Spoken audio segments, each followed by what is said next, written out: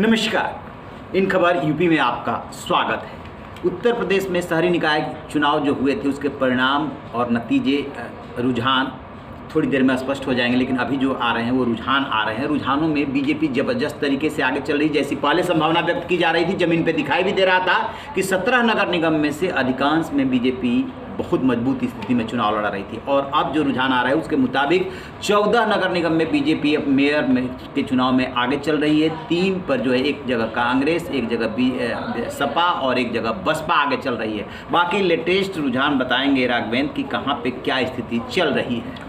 जिस तरीके से अभी सर ने बताया कि 14 पे बीजेपी आगे चल रही है और 3 सीटें जो कि कांग्रेस, बसपा और सपा में बट गई हैं। सपा मेरठ और बसपा कांग्रेस, बसपा आगरा से जो है लगातार आगे चल रही है और आगरा से बसपा आगे है। और एक सीट कानपुर की सीट, वहां से कांग्रेस आगे है, जहां पे ये दावा किया जा रहा था जब समाजवादी पार्टी ने अमिताभ वाजपेयी की पत्नी वंदना वाजपेयी को प्रत्याशी बनाया था, तब से लोग ये कह रहे थे कि यहाँ पे कांटे की टक्कर होगी। लेकिन कांटे की टक्कर जो होने वाली थी वो सपा और बीजेपी में होने वाली थी। लेकिन यहाँ पे बाजी जो मारती हुई नजर आ रही है कांग्रेस की प्रत्याशी आसनी वाजपेयी। आप सबको बता दूं कि ये तीनों प्रत्याशी जो है ब्राह्मण ही हैं और ब्राह्मण के लिए कानपुर जो है काफी मजबूत माना जाता है। इसी चक्कर में जो है डिंपल यादव ने जो है रोड शो भी किया, वो भी ब्राह्मणों वाले इलाके में। फिर अगले ही दिन अखिलेश यादव भी पहुंच जाते हैं। कानपुर में जो है समाजवादी पार्टी ने काफी दमखम भी दिखाया, शिवपाल यादव भी पहुंचे थे, लेकिन उसका असर अभी नहीं दिख रहा है। कांग्रेस अभी आगे निकल गई है। वहीं प्रयागराज की सीट जहां पे लोग ये कह रहे थे कि बीजेपी ने प्रत्याशी बदला है तो इसका खामियाजा भुगतना पड़ेगा,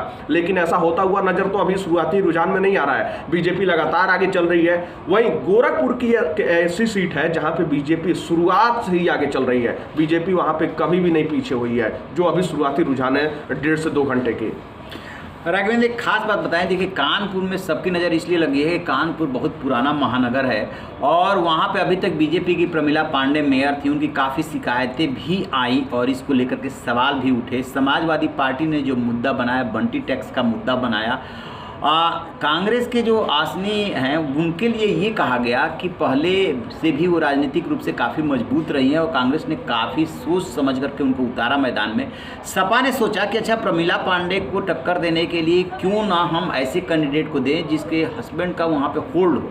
तो इसके लिए चुना गया अमिताभ वाजपेयी, जो कि वहाँ के आर्यनगर से विधायक हैं, उनकी पत्नी को, वंदना वाजपेयी को। और समाजवादी पार्टी ने ये प्रयोग सिर्फ एक जगह पर नहीं किया, कई जगहों पर प्रयोग किया। जैसे कि मेरठ में मेयर कैंडिडेट के लिए जब चुनने की बारी आई कि किसको वहाँ पे टिकट दिया जाए, तो यहाँ पे भी समाजवादी पार्टी ने वही रास्ता अख्तियार किया जो कि कानपुर में अतुल प्रधान, जो कि सरधना से चुनाव जीते हैं और वो भी संगीत सोम जैसे नेता को हरा करके जीते हैं। उनको उनकी हैट्रिक रोक दी थी उन्होंने। तो उनकी पत्नी सीमा प्रधान को मेरठ नगर निगम में उसने उम्मीदवार बनाया और कानपुर में अमिताभ वाजपेयी की पत्नी वंदना वाजपेयी को उम्मीदवार बनाया। क्यों?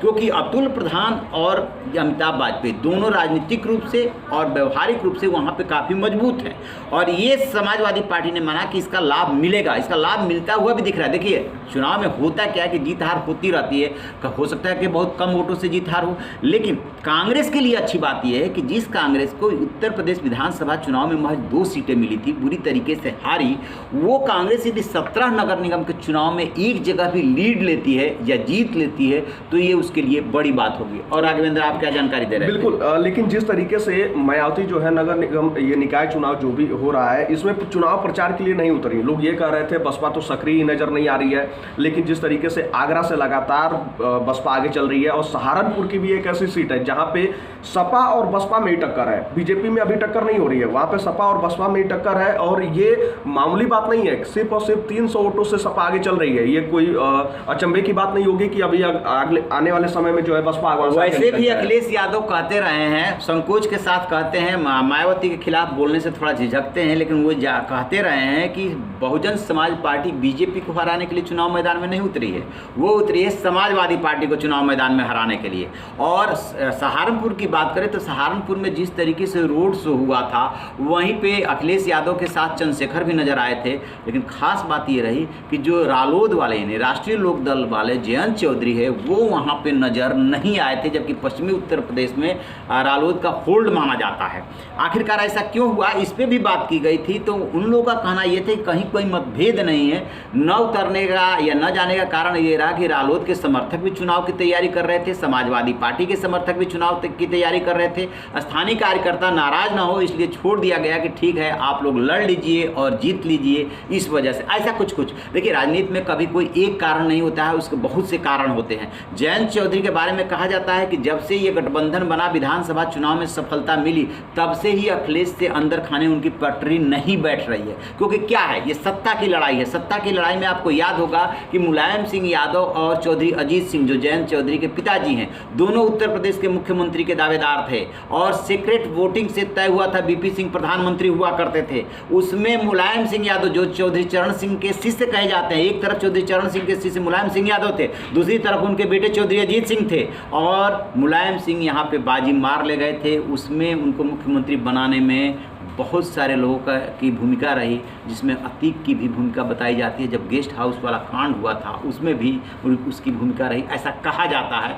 तो अब बात आती है रालोद और समाजवादी पार्टी को लेकर के, तो नहीं रहे अच्छे रिश्ते नहीं हैं जैसा कि दावा किया जा रहा है या सोर्सेज के हवाले से खबरें आती रही है। लेकिन इस चुनाव में यदि समाजवादी पार्टी बहुजन समाज पार्टी आपस में लड़ रही है तो किसके लिए फायदा होने जा रहा है? बीजेपी के लिए होने जा रहा है। हाँ राघवेंद्र, कुछ आप बता रहे थे। आप अतीक की भी बात कर रहे थे, तो अतीक का वो इलाका चकिया जहां से समाजवादी पार्टी आगे चल रही है। वहीं नगर पंचायत की बात की जाए तो 153 रुझान सामने आए हैं, जिसमें से 53 पे भाजपा और सपा 41 पे। वहीं अन्य का भी यहाँ पे दबदबा देखने को मिल रहा है, 45 पे अन्य आगे हैं, तो बसपा भी यहाँ पे 12 पे आगे है। खासकर ये बात की जाती है कि शहरी इलाकों में तो बीजेपी का दबदबा है, लेकिन जब हम ग्रामीण की तरफ बढ़ते हैं, नगर पालिका की तरफ बढ़ते हैं, तो वहाँ पे बीजेपी थोड़ी फीकी नजर आती है। देखिए है क्या कि बीजेपी जो महानगर है, एक तरह से महानगर सबको दर्जा नहीं है, लेकिन महानगर ही उनको मानी है। तो बीजेपी को पहले किसी जमाने में शहरी पार्टी कहा जाता था कि ब्राह्मण बनिया की जब पार्टी होती थी तो शहरी क्षेत्र में उसका होल्ड हुआ करता था। लेकिन अब बीजेपी वो बीजेपी नहीं रही, वो गाँव तक भी पहुंची है। जहाँ तक आपने नगर पालिका और नगर पंचायतों की बात उठाई है, निश्चित रूप से जब उसकी संख्या बढ़ेगी, नगर पालिका की संख्या 199 है, नगर पंचायतों की संख्या जो है 544 है, तो नगर पंचायत क्या है, एक तरह से कस्बे होते हैं और उसमें गाँव भी आते हैं। ठीक इसी तरीके से नगर पालिकाओं में भी गाँव आते हैं। तो जब गांव की तरफ बढ़ेंगे तब समाजवादी पार्टी अच्छा खासा टक्कर देने लगती है। इवन कांग्रेस का भी वोट बैंक गाँव में है।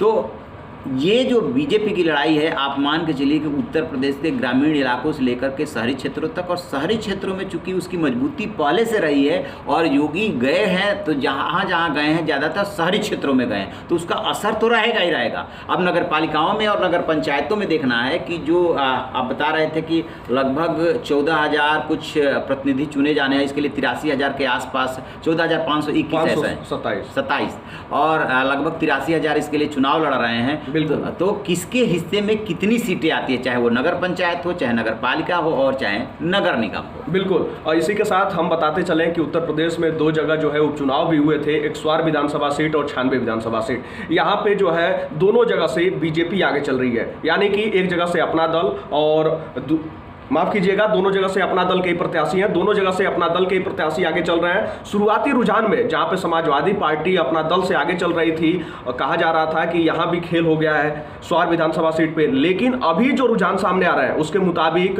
एक बार फिर से अपना दल यहां पे आगे होती हुई नजर आ रही है। तो चलिए आप जैसे देखिए सहारनपुर की बात कर रहे थे, आखिर हो ही गया खेल। यहाँ पे बसपा जो है आगे निकल चुकी है समाजवादी पार्टी से। अब देखिए समाजवादी पार्टी अब पिछड़ गई, उसके खाते में 0 सीट जाती हुई नजर आ रही है।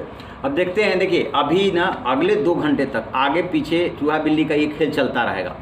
फाइनली कौन जीतता है, जो जीता वही सिकंदर। जैसे ही अपडेट मिलेगा आपसे साझा करेंगे। रहे ना बेखबर, देखते रहिए इनका।